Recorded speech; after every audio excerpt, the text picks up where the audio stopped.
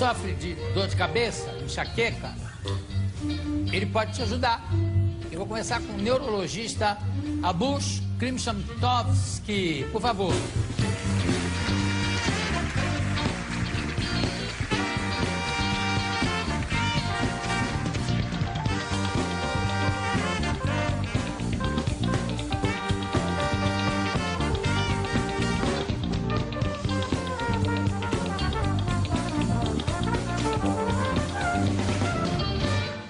Dificuldades que foi para aprender a pronunciar esse nome. Krimshamtovsky. Qual é a origem?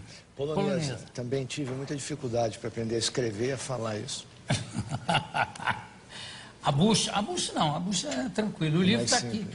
Espaço editorial, dor de cabeça, enxaqueca, os caminhos para o alívio. Você é filho de uma grande atriz, uma estrela do nosso cinema. Vou mostrar a foto, por favor. Fada Santoro, que fez... Tem mais foto? É? Então mostra mais uma. Quem não enxerga bem diz que eu sou parecido com ela. Eu prefiro as pernas dela, me desculpe. Era muito bonita, era uma atriz, ótima atriz, muito bonita. Fez vários filmes na Atlântida, fez em São Paulo, fez Veracruz. Na Argentina, mais de 50 filmes a mamãe fez. Que maravilha. E de repente te deu muita dor de cabeça? Pois é. A carreira da mamãe te deu muita Não, dor? ela parou. Ao casar, encerrou a carreira. E eu nasci mais ou menos um ano e meio depois dela casar. E seu pai faz o quê? Meu pai era polonês, veio para o Brasil para caçar nazistas. Enviado pelo Tribunal de Nuremberg. Olha que fantástico. E ficou aqui, resolveu estabelecer a vida aqui e acabou ficando no Brasil, casou com a minha mãe, que na época tinha muito sucesso, né, pelo que eu... Nossa, era uma coisa espantosa, realmente. Eu era menino, né, porque inclusive eu fui estudar fora, quando eu voltei é que eu peguei no auge os filmes e tal, mas era celebrada mesmo, e pela beleza também, muito bonita. Agora, seu pai chegou a caçar algum nazista aqui? Sim, os nazistas que foram presos na Argentina, Martin Bormann e outros, foram localizados pelo meu pai. Eichmann? Não, né? Eichmann foi mais tarde. Eu não sei se o Adolf Eichmann foi... Ele também teve alguma participação, sinceramente eu não sei. Mas acredito que o Martin Bormann, sim. Poxa, que incrível isso. Depois, aí ele se estabeleceu no Brasil, fazendo o quê? Eu não sei se eu deveria dizer isso, mas o meu pai foi... Então não diga. Não, mas eu posso dizer porque então, isso foi há muito tempo. Quando o Tribunal de Nuremberg criou um órgão para vir ao Brasil e caçar nazistas no mundo, o Criminal Investigation Division, CID, ele foi extinto alguns anos depois, e o comandante desse órgão depois criou a CIA, que era um general que falava, inclusive, português fluente. Eu o conheci, Vernon Walters. O nome é conhecido. O meu pai foi um elemento de contato da CIA no Brasil, e, enfim, foi uma pessoa muito ligada à cúpula do governo americano durante alguns anos. E a espionagem? Informações, comunidade de informações, né? Eu não sei detalhes, porque ele nunca quis me contar. Claro, direito. imagina. O CIA começou, durante a guerra chamava OSS, né, que era o órgão de serviço secreto, que acabou virando o CIA. Agora, e aí, de repente, como é que você se interessou pela medicina e depois pela sua especialidade? Bom, meu pai sempre me estimulou a seguir uma carreira relacionada ao direito, a lutas, a armas, a direito, enfim. Mas eu, desde pequeno, eu queria ser médico. Eu me lembro que eu era o médico do meu time de futebol. Eu era jogador e médico. Eu jogava e tinha uma maleta que posição? Lateral direito. Eu cheguei a ser até da seleção do meu colégio, enfim. Mas eu sempre quis ser médico. E durante a minha residência, eu comecei a residência como neurocirurgião. Troquei para neurologia. E na neurologia eu vi que uma das especialidades que você mais ajuda o paciente é a dor de cabeça. A neurologia tem muitas patologias, tem muitas doenças que você não pode ajudar o paciente. São doenças cujo tratamento não chega a modificar o curso de progressão da doença. Mas na dor de cabeça, e que quando eu comecei era uma coisa que pouquíssima gente fazia e falava, efetivamente você pode melhorar a qualidade de vida do paciente. Qual é o percentual de pessoas atingidas pela dor de cabeça?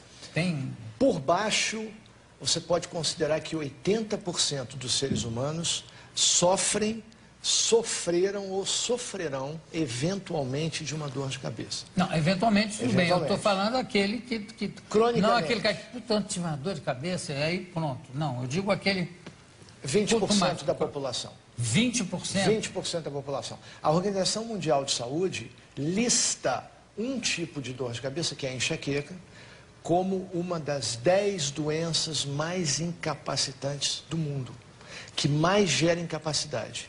Porque, imagine, quando o indivíduo que tem enxaqueca tem aquela dor típica, característica, pulsátil, intensa, que piora com os esforços, associada a enjoo, a dificuldade de enxergar luz, barulho, cheiro, e que pode piorar com uma simples movimentação da cabeça, o indivíduo fica completamente incapacitado. O Carlos Alberto de Nóbrega, com quem eu escrevi A Família Trapo, quando tinha uma enxaqueca era uma coisa de dar pena, porque ele tinha que ficar trancado no quarto sem luz. E muitas vezes até por 72 horas, vomitando. Ele curou-se, eu não sei com quem, nem como foi. Mas tem gente, eu vou fazer uma pergunta aqui na plateia, se você não se incomoda. Alguém aqui sofre desse tipo de dor de cabeça? Uma, duas. De enxaqueca dessa braba? Olha. Você vê que é comum. É comum. Comum. E tem tratamento realmente eficaz ou é aquela coisa, não, melhora um pouco? Não. Primeiro, a enxaqueca é uma doença genética. Enxaqueca não é dor de cabeça. É uma doença genética e, por ser uma doença genética, você não pode curá-la ainda. Mas as manifestações da enxaqueca são variadas. Entre elas, as crises de dor de cabeça. Quando o tratamento é eficiente, quando o indivíduo colabora com o tratamento e responde bem ao tratamento, você pode reduzir a dor em 100%, 90%, 80%. Eu, por exemplo, considero que um paciente meu atingiu o objetivo do tratamento quando eu consigo documentar uma redução na frequência das crises superior a 80%. Senão eu não descanso enquanto eu não obtiver das crises de dor. Mas essas crises, tudo bem, reduz 80%. Ocorrem de quanto em quanto tempo? Depende do paciente. Existem pacientes que têm crises de dor uma vez por ano. Esses, obviamente, não vão procurar um médico. Mas e aqueles que têm crises intensas 3 dias por semana? Eu vou perguntar aqui às pessoas levantaram. Você tem crise de enxaqueca, assim? De quanto tempo? No mínimo 2 vezes por mês, mas quando dá, são 3 dias e... Não é menstruação. Falei... Não, aí é uma vez só. Tá bom. Aquele rapaz ali... Você... É. Uma vez. Por semana? E quantos dias? Isso faz já 20 anos. Não, querido, ela dura quanto tempo? Ela dura em média de 6 a 10 horas. Agora, doutora Bush, existe, eu não sei se tem esse nome, mas existe uma dor de cabeça infantil e que, de repente, a partir de uma certa idade, a criança não tem mais e o adulto não tem mais? Existe. Como a enxaqueca, por exemplo, eu vou dar o exemplo da enxaqueca que é a mais prevalente no médico. Não é a mais comum, mas é aquela que mais busca a ajuda do médico. Eu pensei que era a que mais atingia os médicos. Não, mas se você observar a a população em geral, o médico também é muito afetado claro. pela dor. Como é uma também doença, merece, também merece. Já sofre tanto, né, no seu dia a dia, que merece. Quando o indivíduo começa a apresentar as dores ainda na infância, eu tenho pacientes com 4 anos de idade, muitas dessas crianças, após a época da puberdade, de forma espontânea e ainda não explicada, Passa. deixam de ter a dor tão frequente, ou mesmo deixam de ter a dor. Da mesma forma, mulheres que começam a ter a dor de cabeça após a puberdade, deixam de tê-la após a menopausa. Isso é uma coisa relativamente comum. Eu vou tipificar aqui uma enxaqueca. Aquela que dá sobre um olho, é uma dor que fica só em cima de um olho e que pode ou não dar enjoo. Mas a característica mesmo dela é essa dor num olho só. Não sei se é má consciência de pirata, mas ele fica... Essa é mais frequente, é menos frequente, é catalogada? É, exatamente. Aí, vou dar o exemplo de novo da enxaqueca. A enxaqueca pode provocar uma dor cuja localização mais comum é essa aqui. Fronto-têmporo periocular. Que pode ser de um lado, eventualmente do outro ou dos dois. Mas existe um tipo de dor... Essa, inclusive, eu não diria nem que é trágica, eu diria que chega a ser tragicômica, que é considerada a dor de cabeça mais intensa que o ser humano sente. Chama-se cefaleia ou dor de cabeça em salvas. Salvas? Salvas. Cluster headache. Essa dor é exclusivamente de um lado só. E em mais de 80% dos casos tem essa localização, a ponto dos pacientes dizerem o seguinte: a sensação típica é como se estivessem enfiando uma faca fina dentro do meu olho. E essa dor é tão intensa, tão incapacitante, que é comum relatos de tentativa de suicídio durante as crises dessa dor. Mas e também é uma dor que às vezes tem na infância e depois some. Não, o mais comum é no sexo masculino, começar a partir de 18, 20 anos de idade e acompanhar o indivíduo. Não, sim, mas pode ser também, pode ser esse tipo que dá na infância e não, depois essa passa. não. Essa geralmente não acontece na infância e geralmente não cede espontaneamente. Então, eu não sei se é lenda, dizem que o sexo cura a dor de cabeça?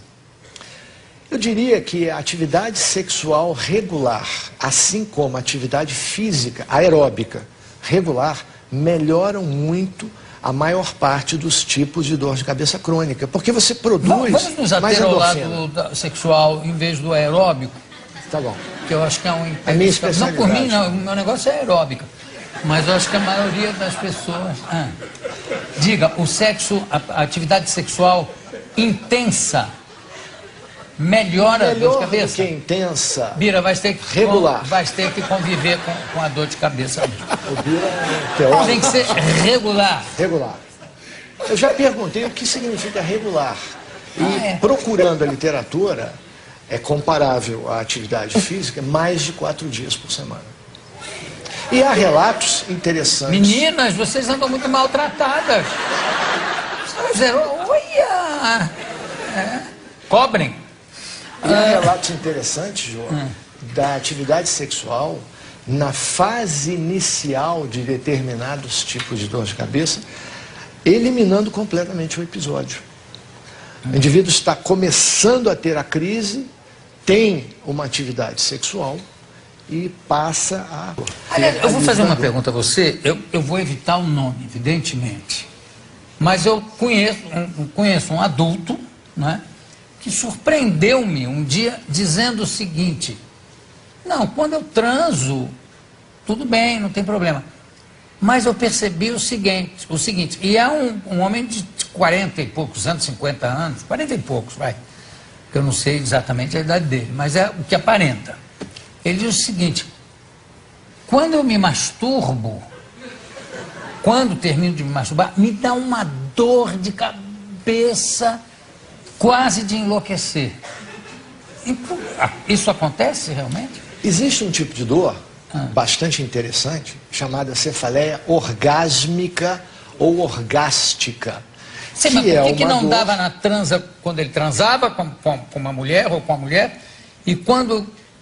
Eu não sei nem por que ele resolveu... Então eu vou te exemplificar um paciente que eu tive, alguns anos atrás, muitos anos atrás, que entrou na consulta me perguntando se eu acreditava em macumba. Falei, não. Por quê? Não, porque eu tenho certeza que essa dor que eu tenho é macumba da minha mulher. Eu tenho uma secretária. Coitada da mulher. Eu tenho uma secretária que é muito bonita. Eu transo com a minha secretária com frequência. A minha mulher está desconfiada disso. E, de algum tempo para cá, ela está muito próxima de uma amiga que é macumbeira.